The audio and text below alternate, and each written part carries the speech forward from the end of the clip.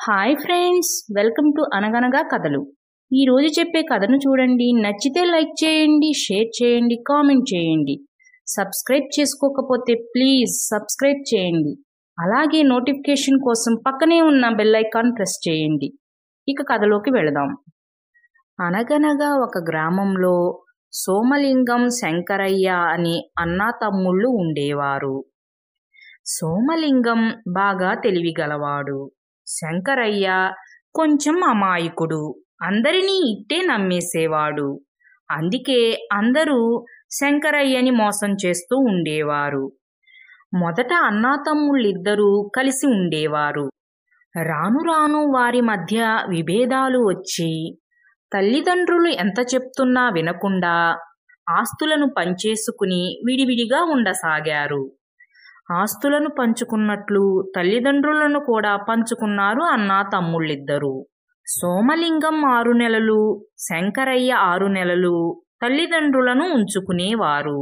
అలా రాను రాను అన్నదమ్ముళ్ళిద్దరూ వారి మధ్య పచ్చగడ్డి వేస్తే బగ్గుమంటుందా అన్నట్లు విరోధులైపోయారు. ఇదిలా ఉండగా అదే ఊరిలో జగన్నాథం అనే ఒక వ్యాపారి ఉండేవాడు. అతడు పెద్ద మోసగాడు. ఎవరైనా అమాయకంగా కనిపిస్తే వారిని ఇట్టే మోసం చేస్తూ ఉండేవాడు. సోమలింగం, శంకరయ్య విడివిడిగా ఉంటున్నారని, వారి మధ్య మాటలు లేవని తెలుసుకున్న జగన్నాథం గ్రామాధికారి వద్దకు వెళ్ళి, "ఏమండి గ్రామాధికారి గారు, మీకు ఈ విషయం తెలుసా? సోమలింగం, శంకరయ్య మాట్లాడుకోవటం లేదు. వాళ్ళు విడివిడిగా ఉంటున్నారు. ఆ శంకరయ్య ఉన్నాడు చూడు, వట్టి అమాయకుడు. వాడిని మోసం చేయటం చాలా సులభం. వాడిని మోసం చేసినా అడగడానికి వాళ్ళ అన్నయ్య రాడు. సులభంగా వాడి ఆస్తిలో సగం మనం కొట్టేయచ్చు గ్రామాధికారి గారు" అన్నాడు జగన్నాథం. "అవునా, అన్నదమ్ముళ్ళిద్దరూ మాట్లాడుకోవటం లేదా? అయితే మన పని సులభమైపోతుంది. నువ్వు త్వరగా ఏం చేస్తావో చెప్పు" అన్నారు గ్రామాధికారి గారు. తన పథకం గురించి గ్రామాధికారికి చెప్పి అక్కడి నుంచి శంకరయ్య ఇంటికి వెళ్ళాడు జగన్నాథం. "శంకరయ్య, శంకరయ్య, నా బాకీ ఎప్పుడు తీరుస్తావు?" అంటూ అరిచాడు జగన్నాథం. జగన్నాథం అరుపులకు బయటకు వచ్చి, "నేను నీకు బాకీ ఉండటం ఏంటి?" అన్నాడు శంకరయ్య. "నువ్వు నా దగ్గర తీసుకున్న 100 వరహాలు ఇంకా చెల్లించలేదు కదా" అన్నాడు జగన్నాథం. "నేను నీ దగ్గర ఎప్పుడు అప్పు చేశాను? నీ దగ్గర ఎప్పుడూ తీసుకోలేదుగా" అన్నాడు శంకరయ్య.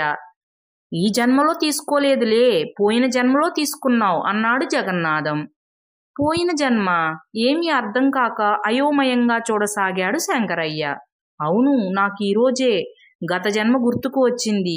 గత జన్మలో నువ్వు నా దగ్గర 100 వరహాలు అప్పుగా తీసుకున్నావు. అప్పు చెల్లించకుండానే చనిపోయావు. నువ్వు చనిపోయిన తర్వాత మీ ఇంట్లో వాళ్ళెవరూ ఆ బాకీ తీర్చలేదు.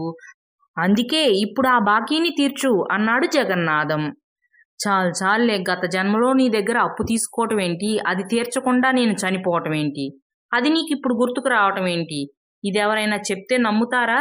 నేను నీకెలాంటి బాకీ తీర్చను అని చెప్పేశాడు శంకరయ్య. "నువ్వు తీర్చనంటే కుదరదు, నా బాకీ తీర్చాల్సిందే. కావాలంటే గ్రామాధికారి వద్దకు వెళ్దాం పద" అన్నాడు జగన్నాథం. పద గ్రామాధికారి వద్దే తేల్చుకుందాం, న్యాయం ఆయనే చెప్తారు" అంటూ ఇద్దరూ కలిసి గ్రామాధికారి వద్దకు వచ్చారు. "గ్రామాధికారి గారు, నాకు ఈరోజు గత జన్మ జ్ఞాపకాలన్నీ గుర్తొచ్చాయండి. గత జన్మలో ఈ శంకరయ్య నా దగ్గర 100 వరహాలు అప్పుగా తీసుకున్నాడు. కానీ అప్పు చెల్లించకుండానే మరణించాడు. ఆ అప్పేమో తన ఇంట్లో వాళ్ళెవరూ చెల్లించలేదు. ఇప్పటికి కూడా ఆ బాకీ అలాగే ఉంది. అందుకే ఇప్పుడు చెల్లించమని ఈ శంకరయ్యను అడుగుతున్నాను. శంకరయ్య ఏమో నా బాకీ తీర్చనంటున్నాడు. మీరే న్యాయం చెప్పాలి" అన్నాడు జగన్నాథం. "ఏం శంకరయ్య, బాకీ ఉంటే తీర్చాలి కదా" అన్నారు గ్రామాధికారి గారు. "ఏమండి, మీరు కూడా అలా మాట్లాడతారేంటి? గత జన్మలో బాకీ ఉంటే ఈ జన్మలో తీర్చడం ఏంటండి? ఇదెక్కడైనా న్యాయమేనా? మీరు న్యాయమూర్తులు, మీరు కూడా ఇలా మాట్లాడితే ఎలా?" అన్నాడు శంకరయ్య. "అలా కాదయ్యా, బాకీ ఉంటే తీర్చాలి కదా" అన్నారు గ్రామాధికారి గారు. "బాకీ ఉంటే తీర్చాలి, అది నిజమే. కానీ నేను అసలు జగన్నాథం దగ్గర అప్పే తీసుకోలేదు. అలాంటప్పుడు నేను ఎలా తీరుస్తాను?" "సరే, అప్పు తీసుకున్నట్లు ఏదైనా రుజువు ఉందేమో చూపించమనండి. అది చూపిస్తే నేను అప్పు తీర్చేస్తాను" అన్నాడు శంకరయ్య. శంకరయ్య చెప్పేది న్యాయమే. ఏదైనా రుజువుంటే చూపించి జగన్నాథం అన్నారు గ్రామాధికారి గారు. చూపిస్తాను గ్రామాధికారి గారు. గత జన్మలో మా ఊరు సింగినాపురం.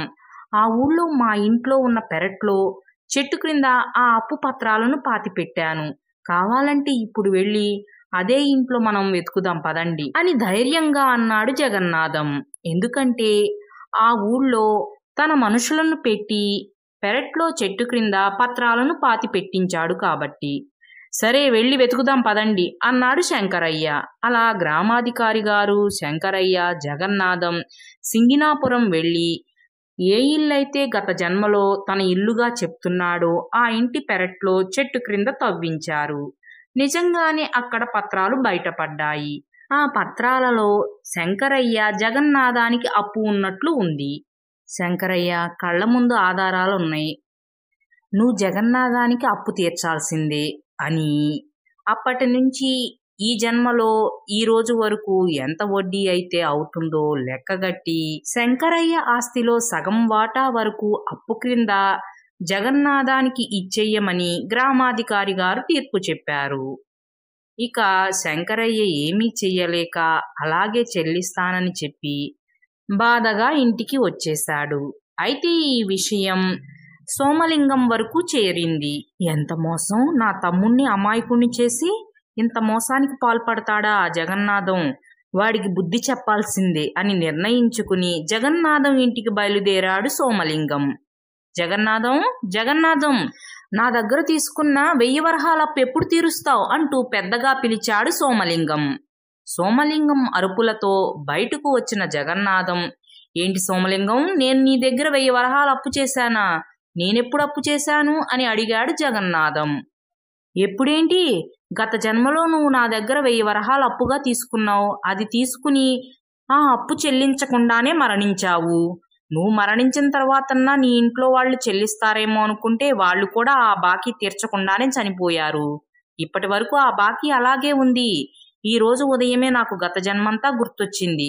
నా బాకీ తీరుస్తావా లేదా అంటూ పెద్ద పెద్దగా అరవసాగాడు సోమలింగం. ఏం మాట్లాడుతున్నావు సోమలింగం? గత జన్మేంటి, అది గుర్తుకు రావటం ఏంటి? ఇదెవరైనా చెప్తే నమ్ముతారా? నవ్విపోతారు. నేను నీకేమి బాకీ లేను అంటూ పోట్లాడసాగాడు జగన్నాథం. ఎందుకు నవ్వుతారు? గ్రామాధికారి గారి వద్దకు వెళదాం పదా, ఆయనే తీర్పు చెప్తారు. ఆయనకి సాక్ష్యాలుంటే చాలు కదా. సాక్ష్యంగా నా దగ్గర అప్పు పత్రం కూడా ఉంది. గత జన్మలో ఆ అప్పు పత్రాన్ని ఎక్కడ దాచానో నాకు జ్ఞాపకం వచ్చేసింది. మనది సింగినాపురం. ఆ ఊళ్ళో మా ఇంట్లో పెరట్లో చెట్టు క్రింద పాతి పెట్టాను. మనం వెళ్ళి దాన్ని ఇప్పుడే తీసుకువద్దాం. అప్పుడు తెలిసిపోతుంది నువ్వు నా దగ్గర అప్పు చేశావో లేదో అంటూ గ్రామాధికారి వద్దకు తీసుకువెళ్ళి జరిగిందంతా చెప్పి, గ్రామాధికారి గారు, అప్పటి నుంచి ఇప్పటి వరకు వడ్డీ లెక్క కట్టి చూస్తే జగన్నాథం ఆస్తి మొత్తం నాకే చెందుతుంది అంటూ లెక్కలు చెప్పాడు సోమలింగం. ఇక గ్రామాధికారి గారు, జగన్నాథం ఏమీ మాట్లాడలేకపోయారు. ఎందుకంటే వాళ్ళు ఎలా అయితే శంకరయ్యను మోసం చేద్దామనుకుంటున్నారో అలాగే వీళ్లకు కూడా అదే మోసంతో బుద్ధి చెప్పాలనుకున్నాడు సోమలింగం. కాబట్టి ఇక వాళ్ళ తప్పు తెలుసుకుని, సోమలింగం మమ్మల్ని క్షమించు, ఏదో బుద్ధిగడ్డి తిని మీ తమ్ముణ్ణి మోసం చేద్దాం అనుకున్నాం. మీ తమ్ముడు మాకేమీ ఇవ్వొద్దు, మేము నీకేమీ ఇవ్వము, మమ్మల్ని క్షమించు అంటూ క్షమాపణలు కోరుకున్నారు గ్రామాధికారి గారు, జగన్నాథం. అలా సోమలింగం తమ్ముడితో మాట్లాడకపోయినా తమ్ముడిని ఎవరైనా మోసం చేయాలని చూస్తే మాత్రం ఊరుకునేవాడు కాదు. అలాగే కొద్ది రోజుల తరువాత ప్రక్క పొలం వాళ్ళు సరిహద్దుల విషయంలో సోమలింగం ఒక్కణ్ణి చేసి గొడవకు దిగి సోమలింగాన్ని కొట్టబోతుంటే ఆ విషయం తెలుసుకున్న శంకరయ్య గబగబా పొలం వెళ్ళి, ఎరా, మా అన్నయ్యని ఒక్కడిని చేసి గొడవకు దిగుతారా? మా అన్నయ్యకి ఎవరు లేరనుకుంటున్నారా? నేనున్నాను అంటూ వాళ్ల మీదకు వెళ్లబోయాడు శంకరయ్య. శంకరయ్యను చూసి ఆ ప్రక్క పొలం వాళ్ళు భయపడి అక్కడి నుంచి వెళ్ళిపోయారు. అలా అన్నదమ్ముళ్ళిద్దరూ మాట్లాడుకోకపోయినా సరే ఒకరు ఆపదలో ఉన్నప్పుడు ఇంకొకరు తోడుగా నిలబడసాగారు. అందుకే ఊళ్ళో వాళ్ళు వాళ్ల జోలికి వెళ్లాలన్నా భయపడేవారు. అయితే ఒకరోజు తండ్రి వాళ్ళిద్దరినీ పిలిచి, అయ్యా సోమలింగం, శంకరయ్య, ఇద్దరూ కలిసిమెలిసి ఉండాలయ్యా. చూడండి, మీరు విడిపోయారనుకోగానే అందరూ మిమ్మల్ని మోసం చేయాలనుకున్నారు.